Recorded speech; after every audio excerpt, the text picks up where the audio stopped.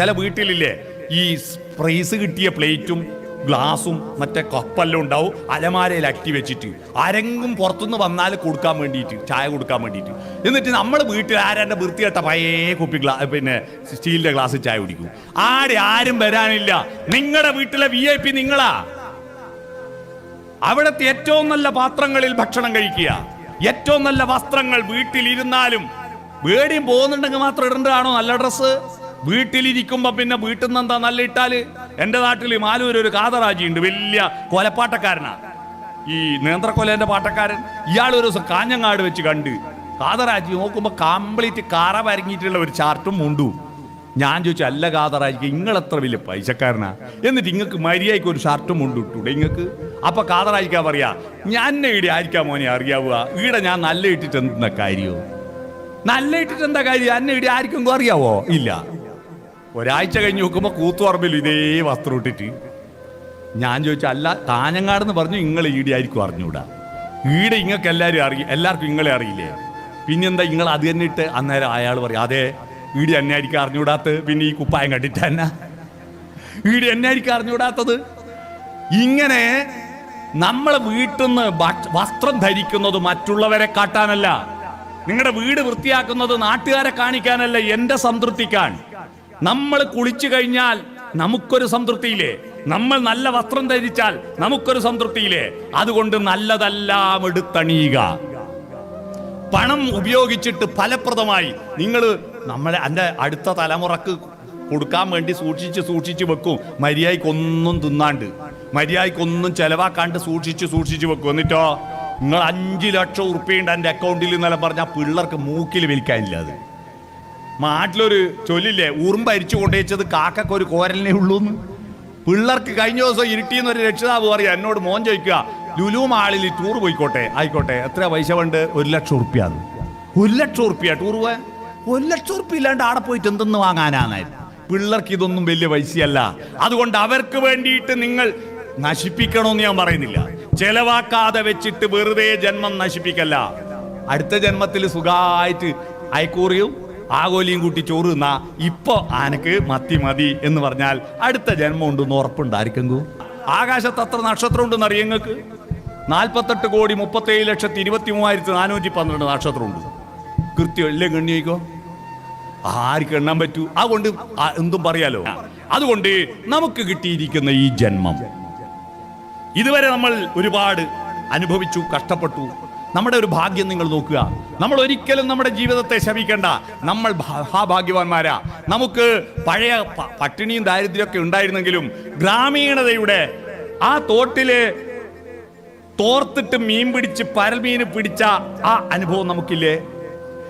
പ്രഭാതത്തിൽ ഉദിച്ചു വരുന്ന സൂര്യകിരണങ്ങളേറ്റിട്ട് മുറ്റത്തെ വയലിലെ വരമ്പിലെ പുൽക്കൊടിത്തുമ്പിന്റെ മൂർധാവിലെ മഞ്ഞുതുള്ളികൾ ചുവന്നു വരുന്നത് കണ്ടിട്ട് ഉഷാകിരണങ്ങൾ പുൽകി പുൽകി തുഷാരബിന്ദുവിൻ വദനം ചുവന്നു പകലിൻ മാറിൽ ദിനകരകരങ്ങൾ പവിഴമാലികകൾ അണിഞ്ഞു എന്ന് പാട്ടുപാടാൻ ആ പാട്ട് കേട്ടിട്ട് പുഴ നീന്തി പൂങ്കുന്നു ചുറ്റുന്ന കാറ്റിന്റെ അകതാരിൽ കസ്തൂരി ഗന്ധം അനുഭവിച്ചുകൊണ്ട് പുഴയിൽ നീന്തി കുളിക്കാൻ, കുളത്തിൽ കുളിക്കാൻ, പച്ചവെള്ളം പാളയിൽ വെള്ളം വലിച്ചിട്ട് നെല്ലിക്ക ചവച്ചിട്ട് കയ്യിൽ ഒഴിച്ചു തരുമ്പം കുടിക്കുമ്പോ ആ നെല്ലിക്കയുടെ മധുരം ആസ്വദിക്കാൻ നമുക്ക് കഴിഞ്ഞിട്ടില്ലേ?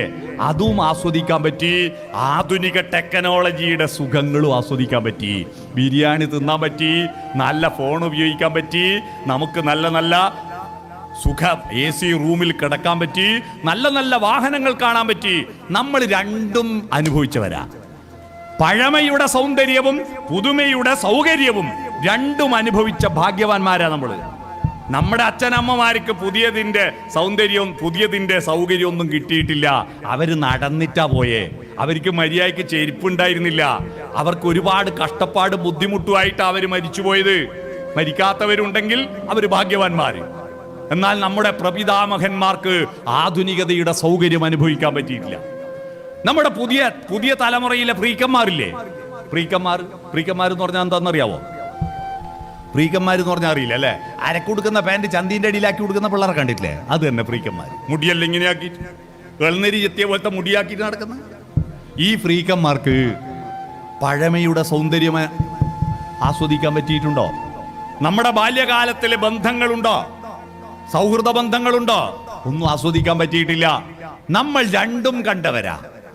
പഴമയുടെ സൗന്ദര്യവും പുതുമയുടെ സൗകര്യവും അനുഭവിക്കാൻ ഭാഗ്യം കിട്ടിയ നമുക്ക് ഇതുവരെയില്ല.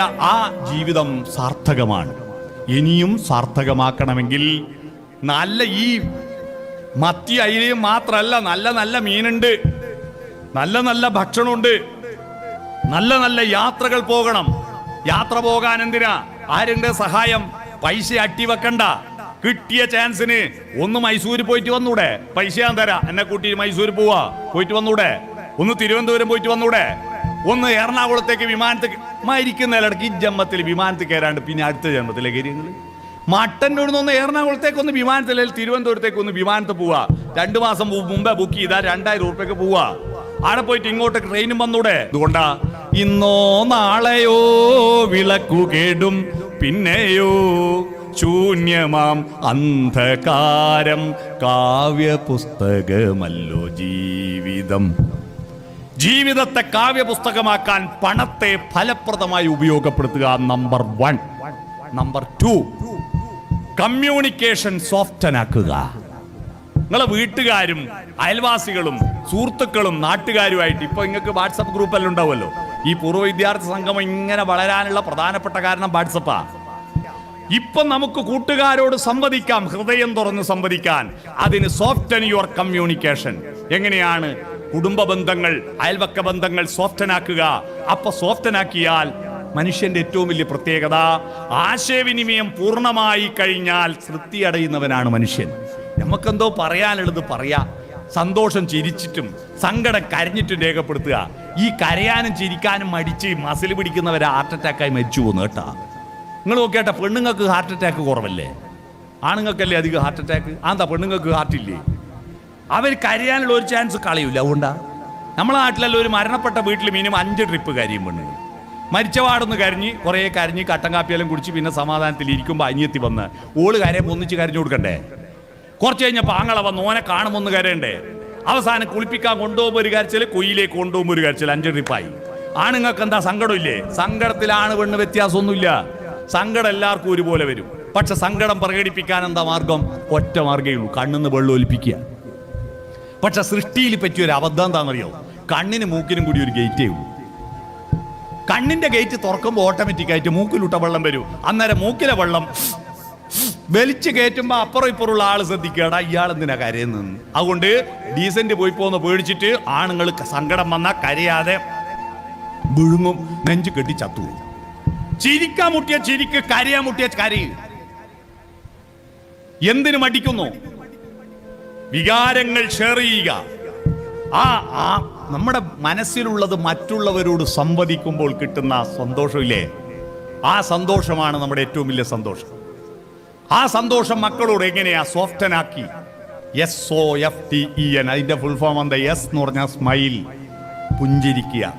രാവിലെ തന്നെ എണീറ്റ് വരുമ്പോ അച്ഛാ ചായ എന്ന് പറഞ്ഞിട്ട് കുട്ടി കൊണ്ടുത്തരുമ്പം മുഖം കറുപ്പിച്ചിട്ടല്ല, ഒന്ന് പുഞ്ചിരിച്ചൂടെ? മക്കളെ വിളിക്കുമ്പോ മക്കളെ വിളിക്കുമ്പോ രാവിലെ തന്നെ അട്ടഹാസ കേൾക്കുന്നേ രാവിലെ. കാരണം സ്കൂൾ ബസ് വരേണ്ട സമയമായി, കുട്ടികൾ ഓർക്കേറ്റില്ല, അടുപ്പത്തൊന്നും ആയിട്ടില്ല.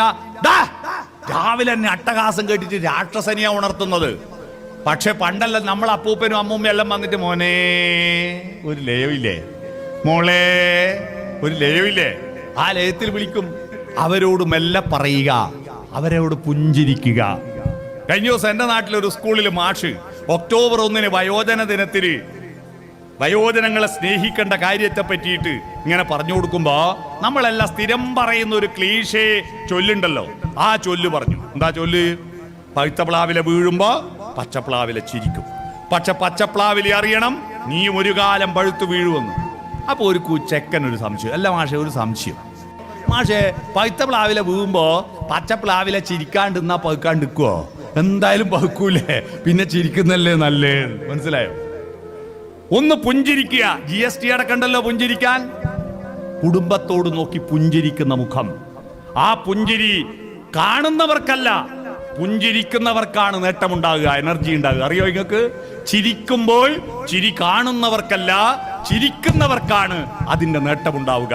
അതുകൊണ്ട് സ്മൈൽ. ഇനിയുള്ള ജീവിതം എല്ലാ ദിവസവും പരമാവധി സ്മൈൽ. അതാണ്. 2 SOFTEN ഓപ്പൺ ഹേർട്ട്. ഹൃദയം തുറന്ന് വർത്താനം പറ. ഹൃദയം തുറക്ക്. അല്ലാതെ എന്തെങ്കിലും ചോദിച്ചാ മിണ്ടാണ്ടിരിക്കുക. ഈ പ്രായമുള്ള ചില ആളുടെ സ്വഭാവം മിണ്ടാണ്ടിരിക്കുക. എനിക്ക് അത് കിട്ടിയില്ല, എനിക്ക് ചോറിനെന്താ ആ കൂട്ടാത്തം തരാൻ, എനിക്കെന്താ ഒരു കഷ്ടം കുറഞ്ഞാഞ്ഞ് എന്നല്ലൊക്കെ മനസ്സിലുണ്ടാവും. അത് ചോർന്ന് ചോദിക്കണ്ടേ? മിണ്ടാണ്ടിരുന്നാൽ എന്താ കാര്യം? ഒരു കാര്യമില്ല. മിണ്ടാണ്ടിരിക്കൽ ഒരു സമരത്തിന്റെ മാർഗമാണല്ലേ. 1980കളിൽ നമ്മുടെ കേരളത്തിലെ സ്ത്രീകൾ ഭർത്താവിനോട് സമരം ചെയ്തത് മിണ്ടാണ്ടിരുന്നില്ല, മിണ്ടൂല. എന്തെങ്കിലും ഒന്ന് പറഞ്ഞാൽ സമാധാനമായി. ഇതിപ്പോൾ ഓള് മിണ്ടാണ്ടിരിക്കുമ്പോൾ ഭർത്താവിന്റെ ഉള്ളിൽ നിന്ന് വേഗാത്ത ചേനക്കഷ്ണം എന്ന പോലെ എഴുന്നോ ചൊറിയും, മാന്താനാവുകയില്ല. അങ്ങനെ ഒരു അവസ്ഥയുണ്ട്. മിണ്ടാണ്ടിരിക്കലല്ല, മിണ്ടുക. ഹൃദയം തുറന്ന് വർത്തമാനം പറയാ. ഹൃദയം തുറന്നിട്ട് തുറക്കുക. അതാണ് open heart. F forward lean. മുന്നോട്ട് കുനിയുക, മക്കളുടെ അടുത്തേക്ക് കുനിയുക. മക്കളുടെ മുന്നിൽ നമ്മൾ താഴാൽ മക്കൾ ഉയരുക. നമ്മുടെ ദൗത്യം മക്കളെ ഉയർത്തലല്ലേ.